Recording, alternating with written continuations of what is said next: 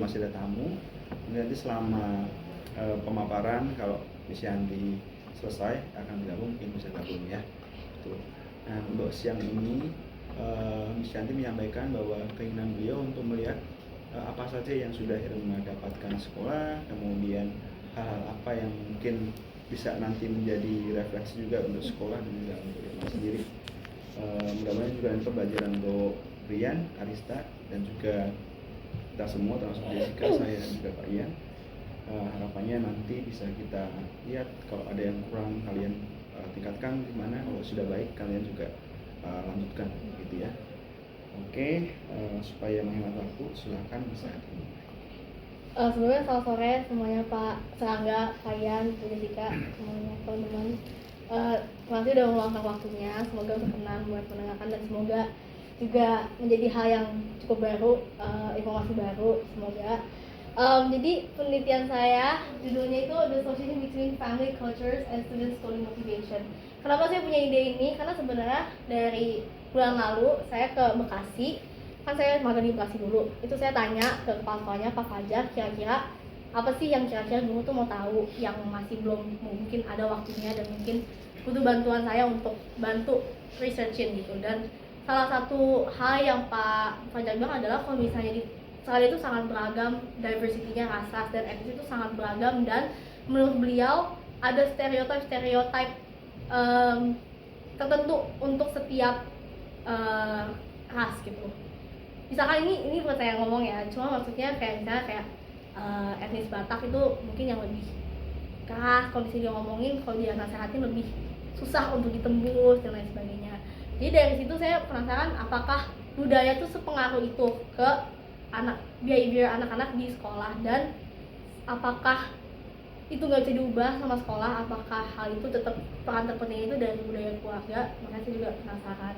Untuk lebih jelasnya, tujuan penelitiannya tadi untuk pengen tahu latar belakangnya budaya murid SMA Thomas Aquino, dan juga untuk cari tahu apa sih pengaruh budaya keluarga dalam karakter dan juga pemikiran atau pemahaman murid-murid dalam bersekolah. Dan yang terakhir, semoga bisa jadi referensi yang baik untuk pendidik dan juga pengajar di SMA Thomas Aquino dalam merancang pembelajaran kelas dan juga nyusun strategi dalam berdinamika bersama para murid. Sebelumnya dari responnya itu ada 170 anak, itu dari kelas 10 sampai kelas 12. Surprisingly, kagetnya paling tinggi tuh Tionghoa, itu ada 130 anak. Jawa itu ada 27 anak, etnis Batak 11, Nias ada 2, sama etnis Bangka ada 1. Untuk yang etnis Tionghoa dan juga Jawa sendiri sebenarnya ada kadang-kadang yang kayak Jawa Tionghoa gitu, tapi saya coba ngomongin ke Tionghoa dan juga Jawa sesuai mana yang paling dominan. Untuk budaya sendiri, di Google Form itu saya ada tanya nih budaya-budaya mereka tuh di keluarga seperti apa biasanya, kebiasaan-kebiasaannya, karena saya yakin setiap anak juga beda-beda, walaupun etnisnya pun sama pasti juga value-value yang diajarkan itu beda-beda. Kalau misalnya dari yang saya simpulkan, kalau misalnya budaya Tionghoa itu tuh yang pertama, mereka mikirnya kalau misalnya untuk anak-anak itu nggak harus jadi yang terbaik, tapi yang penting kasih yang terbaik dan juga tanggung jawab penuh dalam apa yang dikerjakan.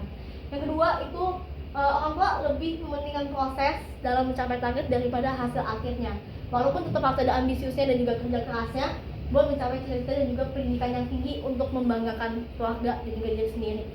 Dan yang terakhir juga mereka kental sekali budaya tentang peduli dengan orang lain, jadi sosialnya peduli dengan orang lain juga untuk sukses itu juga artinya bermanfaat untuk orang lain. Kalau misalnya yang 3 lainnya, yang budaya Batak juga sebenarnya mirip. Yang pertama itu pendidikan jadi penting banget dan juga harus jadi tertinggi, dan juga anak-anak harus berusaha maksimal dan juga ambisius untuk jadi yang terbaik. Tapi kalau misalnya nggak jadi yang terbaik juga nggak apa-apa, asalkan udah kasih yang terbaik.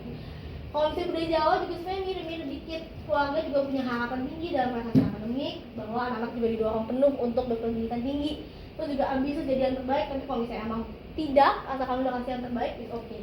Dan juga yang terakhir juga sangat tinggi sosialnya, peduli juga mudah bantu orang lain, apalagi yang butuh pertolongan mereka. Dan terakhir itu budaya Nias, cuma ada 1 doang yang isi. Jadi istilahnya budaya yang tegas itu menunjukkan sifat mandiri, teguh dan juga bertanggung jawab. Nah, dari pemaparan saya yang budaya Tionghoa, Jawa, Batak, Nias, sebenarnya mungkin kita semua udah ngerti bahwa sebenarnya budaya-budaya itu nggak gitu beda, cuman kayak bahasanya beda, cuman perintilannya beda. Padahal the whole concept dan juga sesuatunya tuh sebenarnya mirip banget. Jadi itu lebih ke value parenting daripada sebenarnya value budaya. Di sini saya udah mulai nyadar bahwa mungkin budaya emang nggak bisa sebenarnya memprediksi karakter dan juga pemahaman anak-anak. Kenapa? Karena kita lihat sendiri dari base budayanya sebenarnya mirip sekali. Cuma mungkin kebiasaan-kebiasaannya, perintilan-perintilannya yang mungkin berbeda. Oke, setelah itu saya mau bahas mengenai tipe-tipe motivasi yang dimiliki sama anak-anak. Kalau misalnya ini ada teorinya dulu. Kalau misalnya yang saya pakai itu ada 3 jenis motivasi. Yang pertama ada motivation, ada intrinsic motivation, dan juga intrinsic motivation. Motivation itu apa? Motivation itu sudah semuanya nggak punya sama sekali motivasi untuk melakukan apapun. Kalau misalnya intrinsic motivation itu dibagi lagi di 4. Yang pertama, external regulation, di mana mereka melakukan sesuatu itu karena pengaruh luar untuk menghindari hukuman atau untuk mendapatkan reward tertentu. Misalkan saya baca buku karena saya nggak mau dihukum sama orang tua saya. Yang kedua ada introjected regulation, di mana itu artinya anak-anak itu melakukan hal ini karena tidak, kalau misalnya nggak melakukan itu merasa bersalah, atau pokoknya untuk memberi impresi bagus ke orang lain gitu. Misalkan saya baca buku karena pasti mama saya lihat saya rajin. Nah, kedua hal itu dia di dalam intrinsic motivation dia di nama ini tuh controlling. Kenapa? Karena pengaruh ini masih sangat dipengaruhi dan juga dikontrol dari pihak eksternal. Jadi bukan pihak dari siswanya sendiri. Nah, tapi dua jenis intrinsic motivation yang lain itu juga ternyata ada yang autonomous, atau sebenarnya tuh based on their own will gitu. Maksudnya full autonomy yang mereka punya. Yang pertama ada identify regulation, di mana artinya murid sudah mulai bisa identify atau lihat value dari hal-hal yang mereka lakukan tuh apa. Misalkan saya baca buku karena saya sadar saya baca buku tuh wawasannya bisa nambah, saya bisa berimajinasi lebih bagus, bisa lebih ngertiin orang dan sebagainya. Yang terakhir ada integrated regulation, di mana kita melakukan hal ini karena itu udah sangat melekat ke ideal self, kayak benar konsep of self. Misalkan saya baca buku karena saya yakin saya bisa lebih berwawasan, dan itu akan membuat saya menjadi seorang yang terlihat berpendidikan atau merasa berpendidikan atau berwawasan luas. Itu kan ideal self ya, bahwa kita semua pasti mau to be knowledgeable gitu. Nah, itu autonomous. Kenapa? Karena itu based on their own will. Mereka mau jadi berpendidikan, mereka mau jadi berpengetahuan luas gitu, dan itu jadinya kehendak mereka sebenarnya. Cuman emang itu pengaruh luar, tapi mereka yang menentukan bahwa mereka mau pengaruh luar itu untuk membantu mereka untuk naikin motivasi mereka. Yang tadi itu ada intrinsic motivation, itu benar-benar pure, you're doing the things that you do karena emang for the fun, for the joy. Benar-benar belajar ya karena belajar gitu, bukan belajar cuma biar pintar, tapi belajar emang karena saya suka belajar. Buat kamu. Oke, terus untuk datanya, jadi motivasi siswanya yang Tionghoa itu yang merah, yang biru yang biru itu motivasi dalam belajar dan dalam fokus di kelas. Kalau merah itu motivasi dalam berprestasi. Jadi kita ada 2 tipe. Bisa dilihat itu mirip banget, angkanya tuh mirip-mirip banget. Yang paling tinggi extrinsic motivation, sama tergantung pelajaran atau subjeknya. Ini yang mau saya baru karena ternyata untuk berbeda-beda subjek itu sangat bisa ditentukan mereka mau pakai motivation yang seperti apa. Dan kalau saya itu juga sangat wajar, karena apalagi anak-anak SMA masih sangat mencari apa yang mereka suka.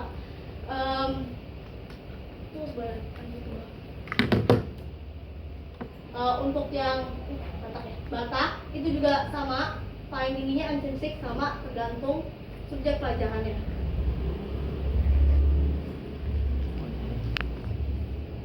Oke. Nah, boleh tolong dulu enggak? Thank you. Nah, jadi kan ini yang ada 2 jenis motivasinya. Yang bisa kita lihat dari data ini sesimpel adalah bahwa bahkan budaya Tionghoa sama budaya Batak itu dalam data motivasi anak-anaknya itu nggak jauh beda.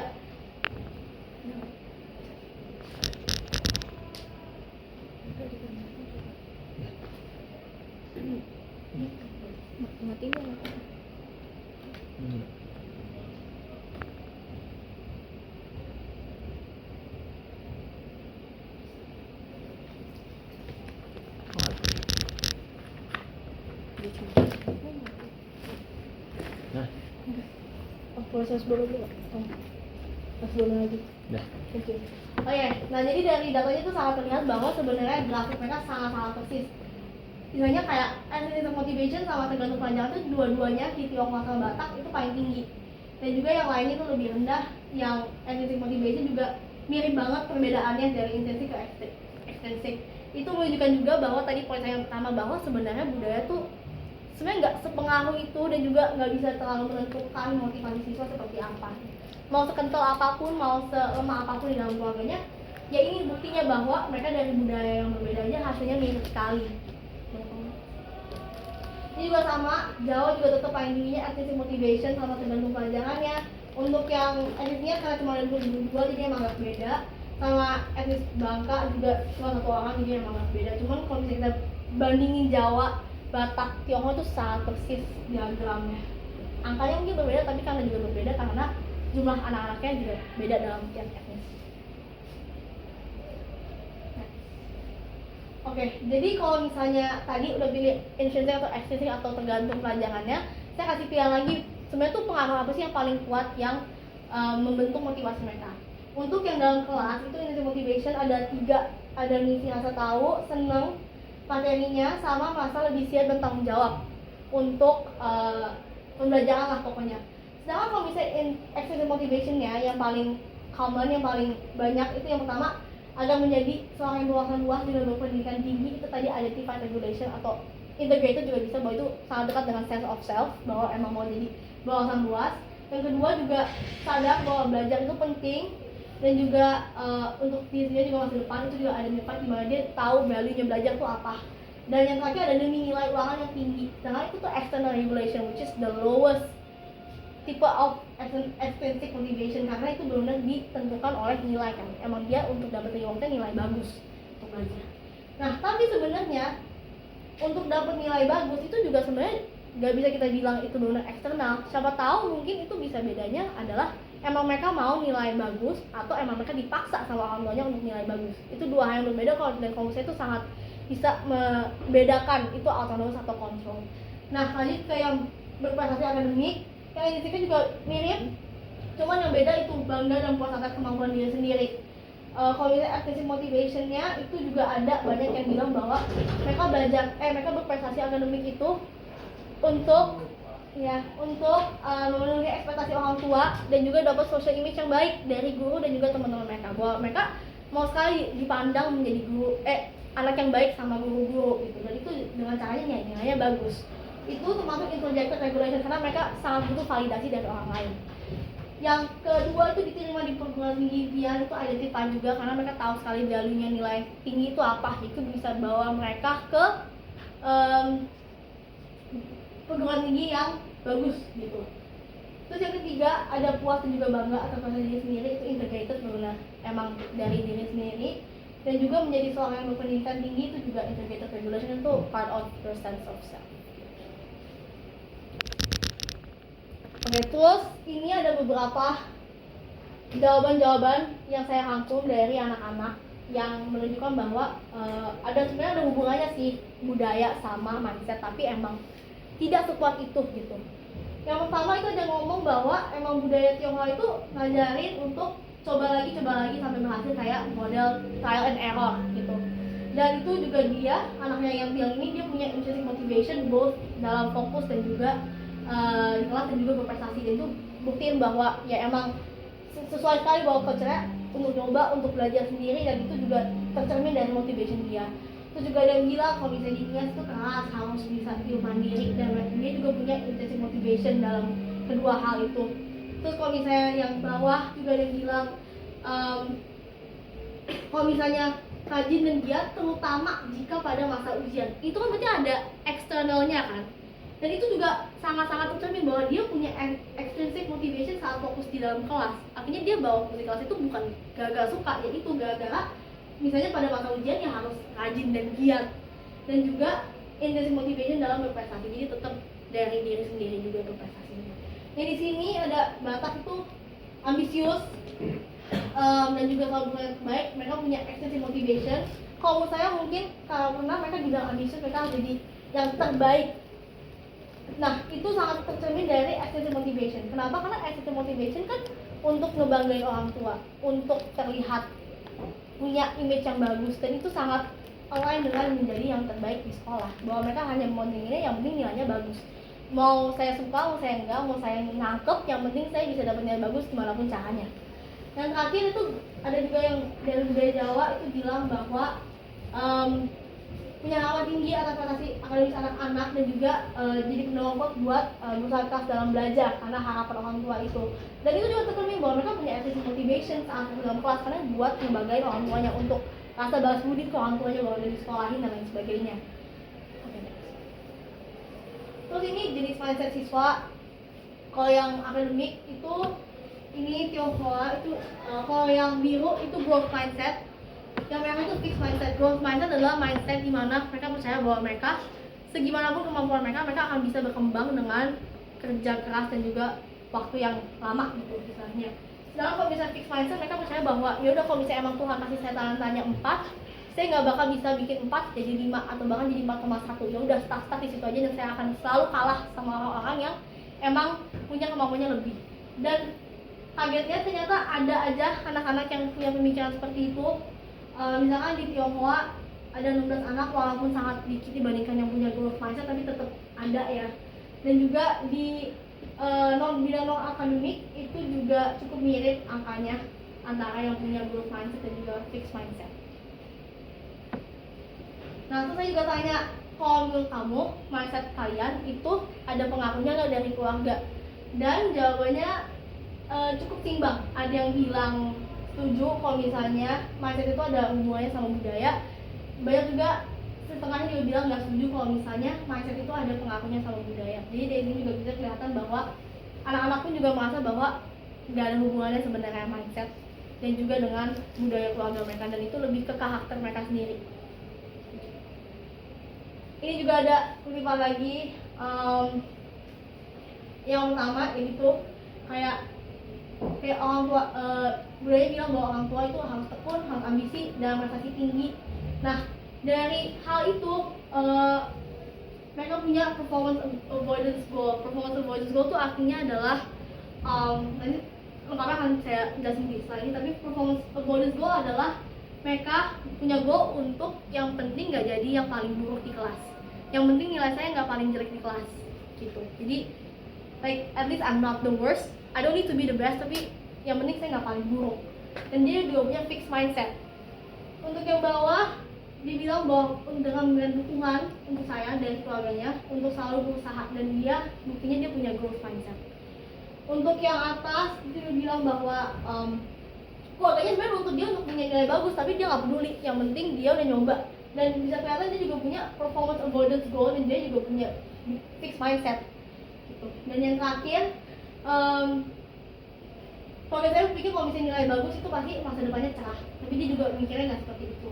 Dan dia punya performance approach goal, dimana dia mau jadi yang terbaik. Jadi kalau tadi kan avoidance, dia nggak mau jadi yang terburuk. Kalau misalnya approach, itu dia mau jadi yang terbaik. Dan juga dia juga punya growth mindset. Nah, ini lengkap ya untuk goal approach. Jadi sebenarnya ada dua jenis goal approach. Yang pertama ada mastery goal. Mastery goal itu fokus terhadap pengembangan kemampuan dari waktu ke waktu dengan usaha tinggi dan kerja keras. Jadi lihatnya untuk lebih ke prosesnya, apa yang mereka dapetin. Ada dua jenis lagi, ada mastery approach goal, yaitu ingin meningkatkan kemampuan dan skill. Ada mastery avoidance goal, yang penting nggak kehilangan kemampuan yang mereka punya. Terus yang kedua ada performance goal, jadi mereka lebih fokus terhadap ngebandingin kinerja dan juga hasil akhir mereka atau prestasi terhadap orang lain, dan adanya keinginan untuk melampaui standar normal, jadi untuk jadi yang terbaik, untuk lebih dari teman-teman selevelnya. Terus ada dua lagi, kalau bisa performance approach goal berarti dia mau jadi yang terbaik dan tampil lebih baik daripada yang lain. Kalau bisa performance avoidance goal, dia yang paling penting tuh nggak jadi yang terburuk. Mau saya jadi yang kedua terburuk, yang penting saya nggak jadi terburuk. Jadi ada 4 jenis. Nah, ini yang kan agak bingung ya. Tapi pokoknya biru itu mastery approach goal, merah itu mastery avoidance goal, terus kuning itu performance approach, hijau itu performance avoidance, yang lainnya itu kadang-kadang mereka ada pilih dua untuk subjek-subjek tertentu. Bisa kita lihat di hampir semua Nah, Ernest itu paling tingginya sih mastery approach goal kalau buat Tionghoa. Buat Jawa yang paling tinggi itu performance approach. Jadi kalau misalnya mastery approach berarti mereka lebih mau menguasai hal-hal yang mereka emang pelajari. Kalau misalnya performance approach, mereka yang penting jadi yang terbaik. Mereka yang penting hasil akhir saya itu baik. Mau itu ngerti pelajarannya, mau itu nggak ngerti pelajarannya, yang penting lihat hasil akhirnya. Sangat mementingkan hasil akhirnya. Di Batak paling tinggi juga mastery approach goal. Di Nias agak mirip, yang Bangka punya mastery approach goal gitu. Jadi sebenarnya paling topnya adalah si mastery approach goal dan juga performance approach goal, dan itu untuk semua culture. Jadi itu juga makin memperkuat hipotesis saya bahwa emang sebenarnya tidak terlalu berpengaruh budaya ke mindset dan juga pemahaman mereka di sekolah. Ya, ini juga saya tanya, ada nggak menurut kamu ada pengaruhnya nggak? Ini juga cukup seimbang. Ada yang bilang setuju kalau misalnya budaya itu ada hubungannya sama goal approach, ada yang nggak setuju juga untuk mereka kalau misalnya mereka tuh ada korelasinya. Nah, ini juga ada pernyataan-pernyataan yang saya minta mereka jawab. Mau lihat aja juga karakteristik dari anak-anak. Mayoritas bilang kalau misalnya mereka ingin jadi yang terbaik di kelas, tapi kalau misalnya emang nggak jadi yang terbaik itu nggak apa-apa asalkan udah berusaha. Sedangkan yang biru-biru ini yang lebih dikit, itu mereka bilang bahwa itu sangat penting bagi saya untuk jadi yang terbaik atau setidaknya top 5 di kelas, bagaimanapun caranya untuk mencapai target tersebut. Ada beberapa which is berarti juga harus di note dan juga harus diperhatikan, tapi sangat jomplang sih sebenarnya dengan pernyataan yang tadi pertama yang merah. Terus ada juga kepentingan akademik. Saya pengen tahu menurut kalian tuh nilai itu sebenarnya apa sih sebenarnya buat kalian. Lagi-lagi yang paling tinggi itu yang merah itu bilang bahwa nilai akademik emang penting untuk masa depan, tapi ada aspek lain sebenarnya yang sama pentingnya untuk menentukan kesuksesan masa depan. Sedangkan yang biru yang lebih jomplang lagi, yang lebih dikit itu bilang bahwa nilai akademik yang tinggi menjadi kunci paling penting dalam menjadi sukses di kehidupan. Itu paling jomplang tapi tetap ada ya. Terus ini ada keberhasilan masa depan. Jadi saya tanya nih, buat kamu performa di sekolah tuh sebenarnya bisa menentukan nggak sih kalian tuh sukses atau enggak di kehidupan. Nah, yang biru itu adalah orang yang tidak bisa mengikuti pelajaran akademik di sekolah. Contoh, nilainya sering bawa KKM, tugas sering kumpul telat, behaviornya nggak gitu bagus, dan lain sebagainya, tetap memiliki peluang yang sama untuk sukses seperti anak-anak lain yang normal di sekolah, atau mungkin yang bisa mengikuti pelajaran akademik ataupun sekolah dengan baik. Dan itu terbukti sekali banyak yang setuju, tapi juga ada yang setuju kalau misalnya orang yang nggak bisa ngikutin pelajaran akademik di sekolah itu sangat dikit kemungkinannya untuk sukses di masa depan. Jadi ada juga yang sangat melihat bahwa nilai itu emang segalanya untuk hidup gitu. Yang terakhir, poin tadi yang 3 itu pada saat saya tanya ada hubungan sama budaya atau enggak, mereka cukup seimbang. Kalau misalnya ada yang bilang iya sama yang enggak. Tapi khusus yang ini itu jauh lebih banyak yang bilang kalau misalnya ini tidak ada hubungan sama sekali dengan budaya mereka. Nah, jadi ini saya mau tahu nih sikap mereka tuh lebih ke individualistik atau kolektivisme. Untuk kolektivisme, pernyataannya seperti ini. Saya lebih suka mengerjakan tugas sekolah bersama teman lain agar bisa saling memberi masukan kalau emang boleh. Dan juga saya suka kerja sama orang lain supaya bisa saling bantu dan bisa saling diskusi.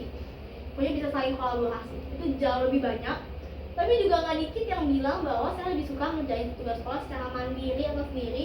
Dan saya kurang suka kerja sama kelompok karena harus kerja sama dan juga saling bantu dengan orang lain. Jadi mereka prefer untuk bahkan istilahnya saya nggak ngerepotin kalian nggak usah ngerepotin saya. Itu ada dan bedanya ya cukuplah setengah-setengah gitu. Oke, kesimpulannya yang pertama berarti seperti yang mungkin teman-teman udah tahu, pengaruh berarti sebenarnya sangat-sangat mungil ada pengaruhnya ke motivasi, mindset dan juga goal approach siswa. Karena tadi kita lihat benar-benar dari setiap budaya tuh sangat-sangat mirip hasil datanya dengan hasil statistikanya, dengan nomor angka-angka itu sangat mirip gitu. Nah, jadi sebenarnya apa perannya keluarga dalam membentuk karakter dan juga pemahaman siswa? Selain budayanya, tadi yang saya sudah sempat singgung bahwa dukungan dari orang tua itu juga sangat penting. Jadi bukan cuma budayanya doang yang kuat itu yang bisa mempengaruhi, tapi dukungannya. Contoh, anak udah milih kalau misalnya emang mau punya mindset seperti ini atau punya tipe approach seperti ini dan didukung sama orang tuanya, itu akan makin jadi. Dan itu sebenarnya juga peran keluarga dalam yaitu pembentukan siswa dalam masa sekolah. Yang terakhir, kalau saya ini juga yang paling menarik, itu peran sekolah dan juga pendidik dalam membentuk karakter dan pengembangan siswa. Karena tadi kita tahu kalau misalnya sebenarnya budaya keluarga itu nggak gitu mempengaruhi 3 komponen itu. Jadi kita juga sekolah mestinya yakin bahwa sekolah itu nggak kalah saing sama orang tua untuk bisa membentuk anak-anak ke arah yang lebih baik. Jadi kalau menurut saya sebenarnya sekolah itu punya peran dan juga tanggung jawab yang sama besarnya seperti orang tua untuk bisa membentuk anak-anak dari segi mindset, motivasi dan juga goal approach, dari strategi pembelajaran, dari cara approach anak-anak kalau misalnya emang ada kesulitan, dari cara belajar di kelas, dari cara setting anak duduk di mana, anaknya sebelah ini siapa, anaknya kelompoknya itu siapa aja, itu semua pasti ada hubungannya sama sekali dan juga ada pengaruhnya ke 3 komponen itu yang tadi saya teliti. Dan ini juga kalau saya sebagai motivasi juga buat sekolah bahwa kalau misalnya emang ada yang anak yang mungkin butuh bantuan lebih atau mungkin bermasalah, yang mungkin ada baiknya tidak langsung dikembalikan ke orang tua bahwa kayak kan emang pada akhirnya kan keluarga emang pasti menang, emang pada akhirnya ini tanggung jawab orang tua, tanggung jawab keluarga untuk membentuk anaknya, kita mah cuma dititipin anak itu. Tapi dari datanya bahwa terbukti juga bahwa bahkan dititipin pun dari keluarga yang berbeda-beda hasilnya tetap sama kok, tetap mirip. Jadi apa artinya bahwa ada pengaruh sekali dari lingkungan terdekat mereka. Dan lingkungan terdekat mereka adalah sekolah. Mereka ke sekolah tiap hari, mereka ketemu teman yang sama tiap hari, mereka ketemu guru yang sama tiap hari, mereka sistem belajar yang sama, mereka punya schedule yang sama. Dan itu berarti artinya itu juga berperan sangat gede dalam pembentukan karakter dan juga pemahaman mereka dan juga cara mereka lihat untuk masa depan tuh mereka harus seperti apa. Jadi seperti itu aja sih teman-teman dan juga Bapak, semoga membantu. Kalau misalnya ada pertanyaan boleh. Ada pertanyaan, Mister? Ya. Ada sih. Pak Ian? Tadi kalau nggak salah terbesar ada extrinsic motivation ya? Iya. Rata-rata ya? Extrinsic motivation dari luar ya? Iya, betul. Gimana caranya untuk meningkatkan intrinsic motivation dari anak-anak sendiri sih? Karena kalau saya pikir memang extrinsic motivation pengaruhnya besar, tapi gimana bisa membuat kesadaran mereka supaya intrinsic motivation-nya lebih tinggi. Karena kalau misalnya nih ketika tidak dibangun dari dalam diri, itu ketika mereka tidak mencapai goal yang mereka mau, yaitu mungkin mereka tidak akan punya passion untuk mengejar. Menurut Irma sendiri, kira-kira apa yang bisa ditawarkan atau apa yang bisa Kalau menurut saya dan juga ini saya juga sempat pelajarin di semester lalu, cuman emang udah agak lupa dikit.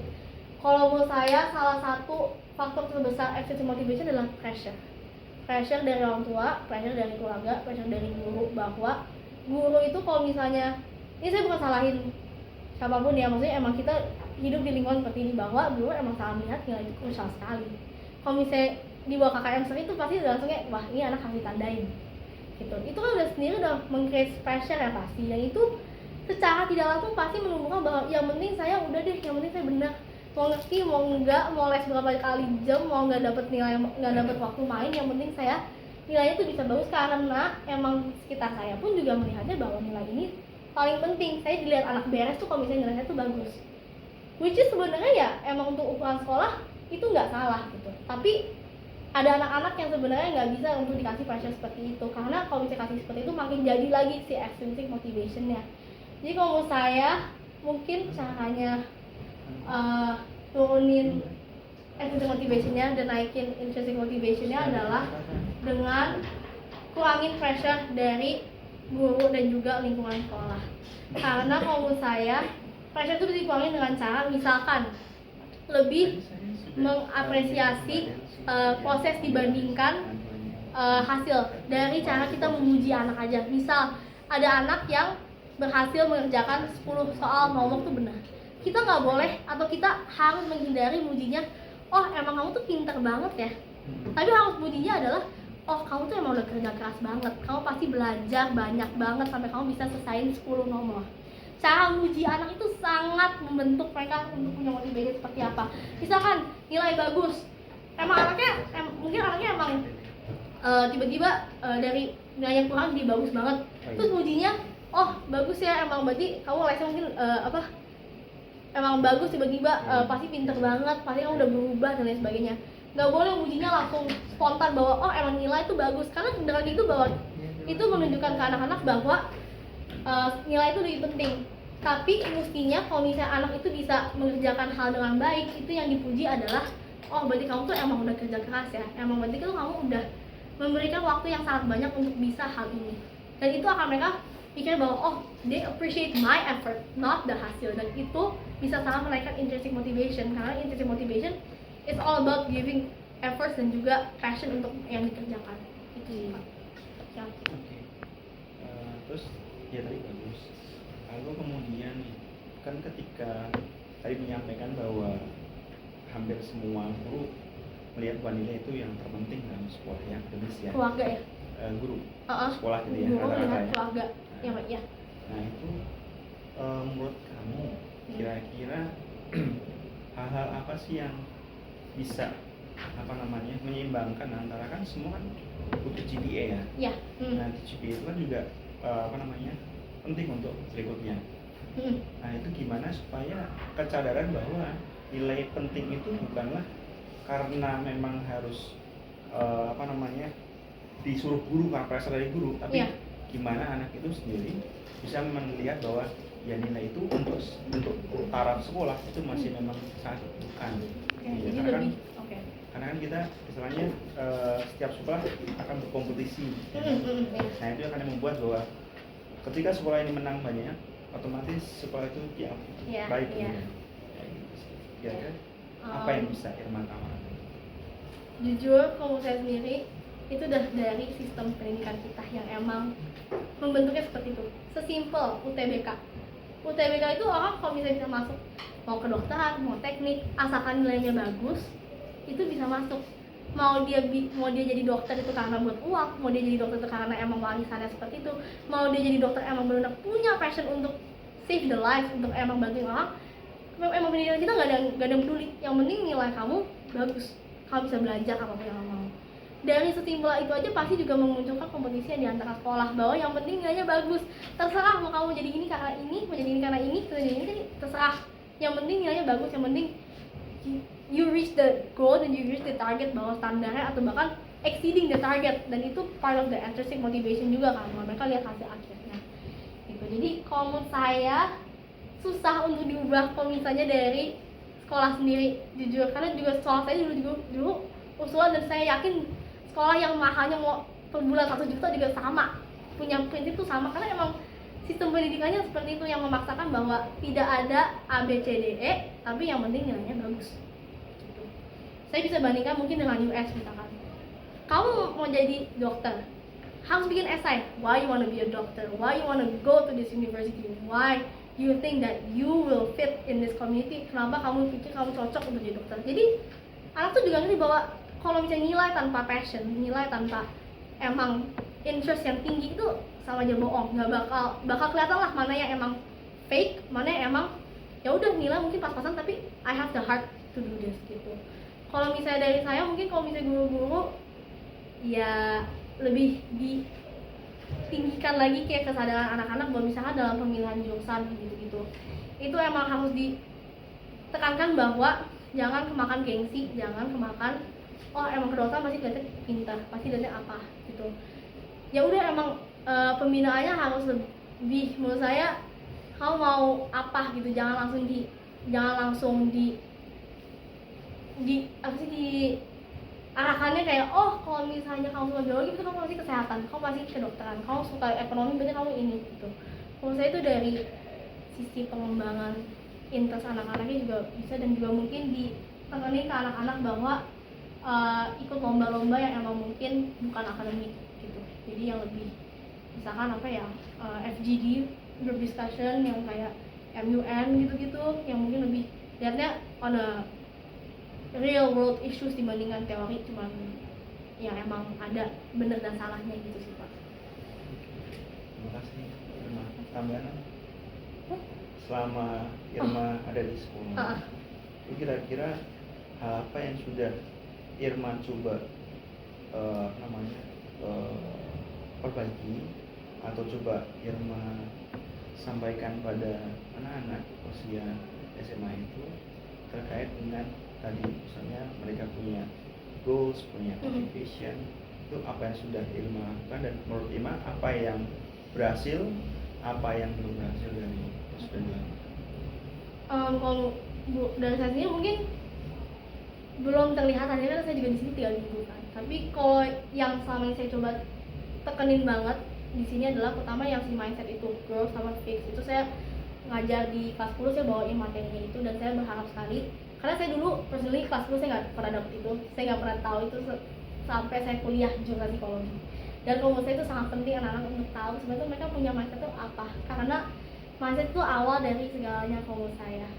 Walaupun punya kepintarannya, kalau misalnya mindsetnya nggak benar, nggak bakalan juga ke arah yang benar kalau menurut saya. Dan itu saya tekenin ke anak-anak bahwa kalau misalnya emang sekolah, ya apalagi kalian masih muda, kalian otaknya masih berkembang, diri kalian masih berkembang, jadi emang sudah sepantasnya mungkin kan punya growth mindset dan bukan punya fixed mindset. Karena banyak sekali kalian bisa belajar, dan saya tekenin bahwa sebagai murid SMA, misalnya murid Thomas gitu ya, SMA ada Thomas, tapi jangan mainnya tuh cuma di kolom Thomas doang, emang harus lihat dunia luar, misalkan ikut organisasi di luar, ikut lomba-lomba di luar, pokoknya jangan cuma oh yang penting saya ikut OSIS, yang penting saya ikut MPK sekada gitu, dan itu udah cukup itu, bahwa there's so many things to learn outside. Saya coba tekenin itu ke mereka bahwa emang masih susah untuk mulai untuk main ke arah luar, maksudnya untuk coba hal baru, tapi emang itu penting sekali apalagi di masa SMA, karena kalian juga growth mindset, artinya kalian mau coba hal baru, kalian emang mau belajar, dan cara belajar emang misalnya kalau misalnya kita di kolam yang sama, kita bakal lihat orang yang sama-sama dengan kita udah tahu karakteristik kolamnya seperti apa, suhu misalnya kolamnya seperti apa, udah nggak ada pengetahuan baru, nggak ada belajar baru. Sekarang bisa kita coba ke kolam lain yang mungkin ternyata nggak nyaman awalnya, itu juga pasti jauh lebih banyak pembelajarannya. Terus yang kedua mungkin karena saya melewati proses application ke luar negeri dan saya sangat ngerti pentingnya personal branding seperti apa, saya tekanin banget ke anak-anak kalau misalnya nilai bagus tuh nggak spesial sama sekali. Nilai kayak iya nilai bagus tuh penting, tapi you shouldn't be that proud kalau misalnya punya nilai bagus, kalau misalnya emang tidak punya keunikan lain. Yang paling penting tuh personal branding, karena pada akhirnya orang pintar tuh banyak, apalagi semakin zaman berkembang orang pintar tuh di mana-mana. Tapi orang yang bisa kasih kontribusi beda, orang yang punya keunikan, gimana mereka bikin kepintaran mereka jadi suatu hal yang nggak pernah orang lihat sebelumnya, yang bisa berdampak gede untuk orang-orang, itu jarang. Dan itu orang yang akan menang istilahnya gitu. Itu orang yang akan sukses ya, tapi ya orang yang akan dilihat lah istilahnya jadi seseorang gitu. Itu saya coba tekenin banget ke anak-anak bahwa ya emang nilai penting, tapi jangan sampai itu mendistract dari hal-hal sebenarnya yang kalian enjoy. Karena kalau saya personal branding juga, misalnya personal branding saya nari balet, itu kan dari passion saya sendiri. Kalau misalnya saya bisa bilanglah ke Ursula kan juga sangat akademik kan, saya mau lomba balet aja tuh susah banget dikasih izin ya, mau lomba nari tuh susah banget kasih izinnya. Jadi emang bener-bener di sekolah, mungkin sekolah Katolik juga sangat menekankan bahwa nilai akademik itu penting. Jadi itu mungkin yang juga sulit untuk mengubah anak-anak.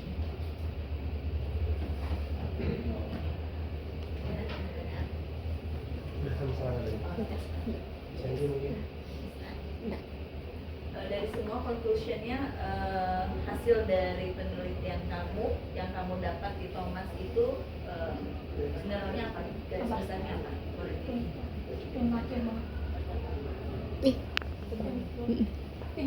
Oke, jadi yang pertama Bu, intinya dari semua data yang saya lihat itu yang pertama bahwa budaya itu sebenarnya tidak terlalu berpengaruh ke motivasi, mindset dan juga goal siswa. Kenapa? Karena dari datanya semua itu, misalkan dalam growth mindset juga fixed mindset atau mungkin misalnya goal approach-nya itu di setiap etnis, saya tuh bagi jadi 2 etnis gedenya, Tionghoa, Jawa, Batak, Nias, sama Bangka, itu semua statistiknya tuh sama gitu. Misalkan growth mindset sama fixed mindset, benar-benar dari 5 ras itu pasti lebih tinggi jauh growth mindset daripada fixed mindset, jauh lebih tinggi. Misalkan motivasi, excessive motivation, pasti mau tanya excessive motivation, terus motivationnya tergantung pelajaran, terus baru yang paling rendah intrinsic motivation. Itu semua polanya dalam setiap N itu sama. Jadi kalau menurut saya juga itu artinya tidak terlalu banyak pengaruhnya. Dan juga dari jawaban anak-anak sendiri tentang saya minta ceritakan mereka budaya-budaya mereka di rumah, itu kalau misalnya dirubah kata-katanya dikit itu sebenarnya mirip banget, kayak Tionghoa sama Batak itu sebenarnya mirip banget, cuma mungkin perintilan-perintilan di rumahnya yang beda. Tapi secara overall itu lebih ke value parenting sebenarnya, yang saya yakin pasti semua etis punya, dan emang buktinya dari yang saya lihat itu semua punya ada gitu. Terus yang kedua, berarti peran keluarga itu apa? Selain itu berarti peran keluarga menurut saya yang saya lihat itu dukungannya, jadi bukan lebih ke budaya tapi dukungan mereka. Misalkan anak-anak jadi mau pursue ini, mau lebih fokusin hal ini, mau les apa bla bla, itu kalau misalnya dukungan orang tua itu cukup, itu juga akan mempengaruhi mindset mereka sekali, bahwa mereka apakah bisa berkembang di bidang itu tergantung sekali dari dukungan orang tua. Dan terakhir karena pengalaman sebenarnya budaya keluarga itu nggak gitu banyak dari motivasi mereka di Google Approach, jadi kalau menurut saya sebenarnya sekolah tuh nggak kalah saing sama orang tua dalam membentuk karakter anak dan juga 3 komponen itu di anak-anak. Jadi kalau menurut saya sekolah malah mestinya kalau misalnya emang ada masalah atau apa tuh jangan nunggu kayak orang tua, yang penting menyampaikan, yang penting orang tua dulu yang menyampaikan kita baru ambil aksi. Tapi sama-sama kita bisa antara orang tua dan juga sekolah tuh bisa saling kolaborasi untuk membentuk karakter dan juga behavior baik dari siswa. Karena ya tadi bahwa pengaruh budayanya sebenarnya dikit, jadi sebenarnya banyak banget kan pengaruh-pengaruh yang lain, dan saya yakin pengaruh sekolah gede. Kenapa? Karena mereka ke sekolah tiap hari, mereka ketemu teman-teman yang sama tiap hari, mereka berada di kelas yang sama tiap hari, gurunya sama tiap hari, dan itu pasti rutinitas itu juga pasti sangat berdampak besar ke 3 komponen itu. Respondennya kamu ambil berapa? 170 nih total. Dari 3 angkatan. 3 angkatan itu hanya yang mengisi 170. Ada beberapa kayaknya total tuh sama 175, cuman saya 174, jadi saya hapus 4 karena kayak misalnya budayanya kayak mereka jawabnya mereka etnis Jakarta, jadi saya udah nggak ngerti, atau enggak etnisnya tiba-tiba udah ngomongnya kayak Indonesia, jadi saya udah nggak bisa pakai datanya gitu nih. Jadi sudah di-under lah ya. Iya. Untuk interview kemarin kan kamu sempat sampaikan mau ada beberapa yang jadi dilakukan tidak? Enggak, karena udah sangat variatif. Saya lihat dari jawaban-jawaban mereka yang budaya-budaya itu udah variatif sekali dan udah banyak sekali perspektifnya, dan saya udah cukup ngerti ke arah mana gitu. Jadi kalau saya nggak perlu sampai interview. Kemudian kalau kamu bandingkan antara yang kemarin hasil kamu di BW dengan hasil kamu di Thomas, apakah memiliki kesamaan atau perbedaan? Background dari etnis sendiri beda. Kalau di sini kan mayoritas Tionghoa kan, kalau sana tuh Bataknya tuh kuat sekali. Tapi sebenarnya mirip-mirip aja sih, kayak balik lagi pasti urutannya tuh misalnya paling tinggi extrinsic, kedua tergantung pelajarannya, 3 intrinsic, cuma beda angkanya aja seberapa jomplang, tapi pasti urutannya tuh sama sebenarnya. Kemarin kan ada sedikit perbedaan antara isi survei kamu dengan yang di BW dengan di kita ya, di Thomas. Menurut kamu mana olah yang lebih enak buat kamu di BW atau di kita, sehingga kamu bisa memahami sungguh apa yang menjadi bahan penelitian kamu? Kalau menurut saya sih dua-duanya ada kekuatannya juga. Kalau misalnya yang BW mungkin kan dia lebih simpel ya misalnya, jadi untuk narik konklusi juga jauh lebih cepat gitu. Sangat lebih mudah untuk cari korelasinya budaya dan juga mindset mereka gitu. Tapi kalau misalnya yang di Tangerang, saya juga setuju sekali bahwa kadang-kadang emang ada yang kayak di luar mindset sebenarnya, di luar behavior juga, lebih ke prinsip hidup ya, lebih ke pemahaman anak-anak sejauh ini tuh seperti apa, itu yang emang harus diukurnya secara individual dan juga dilihat apakah emang mayoritas itu seperti apa pemahamannya. Dan tadi kalau boleh rekap dikit hasilnya, emang mau budaya apapun itu mirip, misalnya kayak apa ya, misalnya saya tanya pernyataannya kan ada yang kayak menurut kamu nilai itu segalanya nggak, kayak maksudnya kayak misalkan orang yang punya nilainya jelek di sekolah, punya yang nggak bisa ngikutin sekolah dengan baik, menurut kamu bisa punya kesempatan yang sama atau lebih dikit untuk sukses di depan. Dan banyak sekali yang bilang bahwa punya peluang yang sama, mau itu dari budaya apapun. Jadi menurut saya juga itu bukti dari yang konklusi pertama juga sih. Dari untuk dari kedua hasil yang kamu sudah dapatkan?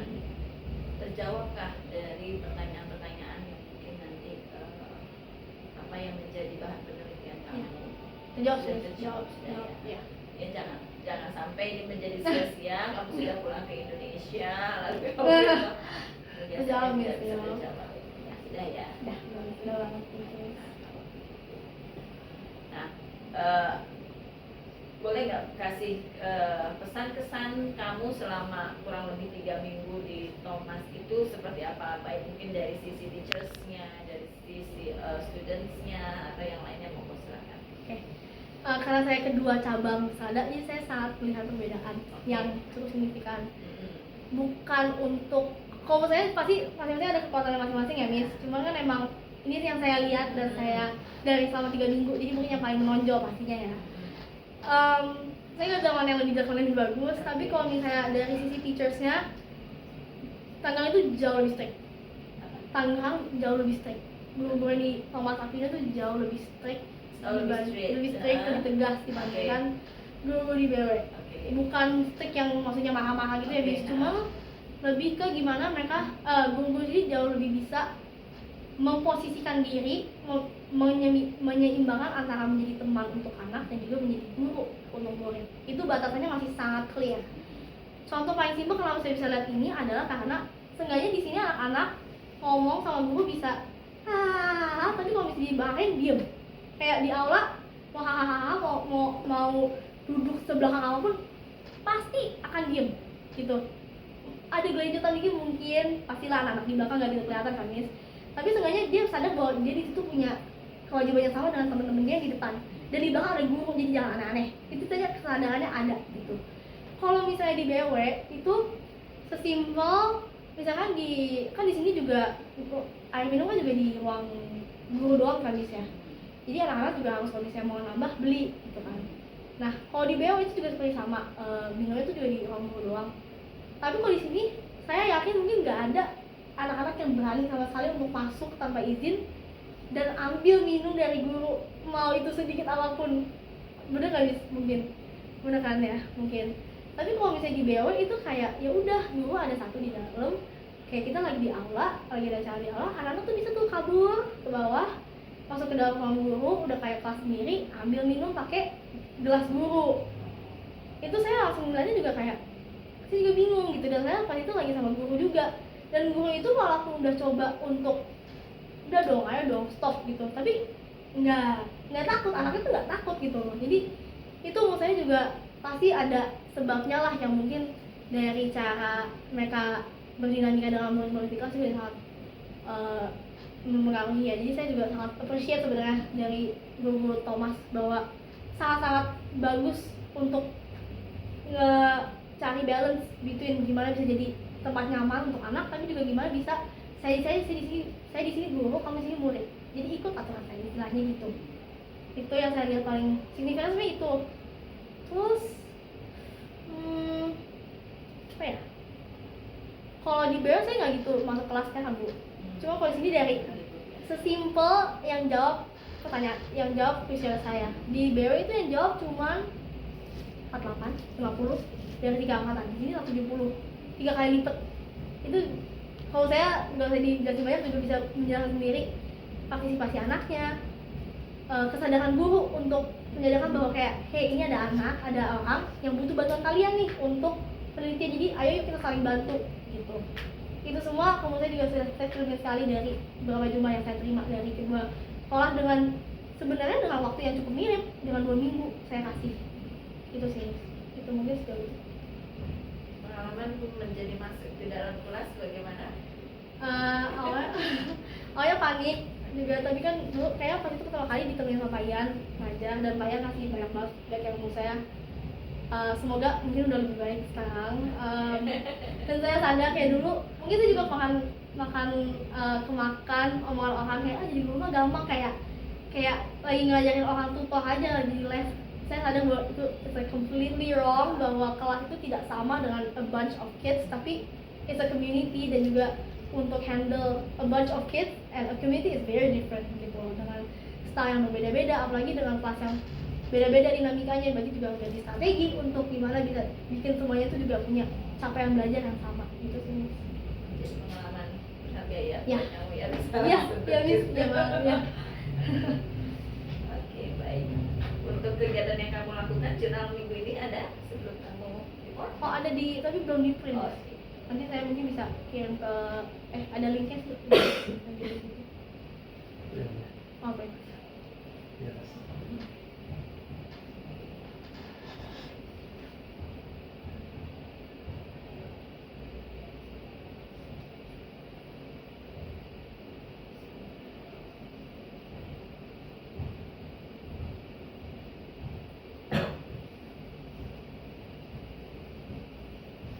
Kamu sebelumnya pernah ketemu Romo P? Tidak? Mana nih? Satu paroki soalnya. Oh, satu paham. Iya, bisa ketemu.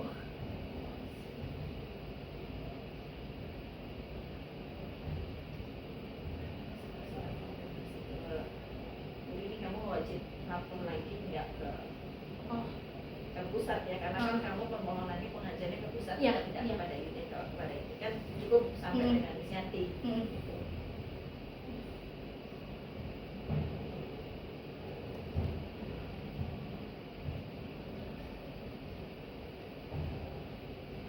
Berarti nanti Miss minta hasil ini ya di Ya. dalam bentuk hard copy Hmm. itu, kemudian jurnal kamu di copy gitu, karena kamu juga Ya. paling kan juga butuh sebagai bukti Bukti, ya. eviden kamu nanti di Hmm. sana ya. Ya. Itu saja. Nanti mau dikirimkan kalau misalnya hari ini belum sempat ya nanti Hmm. bisa Oke. bisa dikirimkan ya. Ya. Oke, sebelumnya Irma, thank you so much ya kamu Ya. sudah mau berdinamika dengan teman-teman di sini, baik kepada guru maupun juga kepada siswa. Ya harapannya ketika kamu di sini menjadi tidak sia-sia apa yang memang menjadi tujuan kamu dapat gitu ya. Dan juga ada hal-hal baru yang bisa Ya. kamu pelajari dan nanti kamu bisa sharingkan gitu ya. Ya. Apa yang menjadi hal baru tersebut kepada teman-teman Ya. yang tidak di sana. Ya. Gitu ya. Saya juga, Sukses selalu ya. saya juga terima kasih banyak Miss, Miss sudah yang paling menemani saya dari awal sampai akhir. Mohon maaf masih banyak banget kurangnya, masih banyak banget salahnya. Semoga bisa lebih baik lagi ke depannya, semoga juga bisa nanti mungkin balik ke sini. Boleh, nanti Depan. kalau balik ke sini main-main ke sini Iya, pasti yang terima kasih juga karena udah semua guru juga pastinya itu pengaruh dari Miss Yanti juga yang welcome saya, jadi semua guru juga welcome saya dan juga teman-teman magang semua very like openly dan juga willing to help us, dan juga pasti kan ada kita di sini kan juga repot ya Miss ya, maksudnya nambah kerjaan lah, pasti ngecekin refleksi tiap hari kayak maksudnya pasti adalah waktu yang terbuang gitu, cuman ya terima kasih banget masih mau melakukan hal itu dan juga bolehin kita belajar juga di sini untuk belajar bareng. Oke, sama-sama ya. Oke. Baik, tepuk tangan dong. Tadi sudah itu belum ke di ruang guru pamitan. Udah, aku udah Miss tadi kan. Oh, sudah pamitan. Cuma mungkin ya? emang belum semua guru ya. Saya Ya, tadi karena setengah tiga, kita peng pencari gitu. ya. Iya. Tapi kayaknya kebanyakan udah sih tadi mostly ya. Karena memang agak sulit kalau kita tidak mengosongkan waktu. Oh iya, bertemu iya, pasti, dengan bapak ibu iya. guru karena udah ada yang Pak Mas Gibra lah, apalah itu dan sebagainya. Kasih banget. Ya, salam buat keluarga, salam Amin. buat teachers di sana, semoga lancar semuanya. Amin. Ya. Thank you Miss, terima kasih Ini Miss. ya sama-sama. Ya, mau ditutup.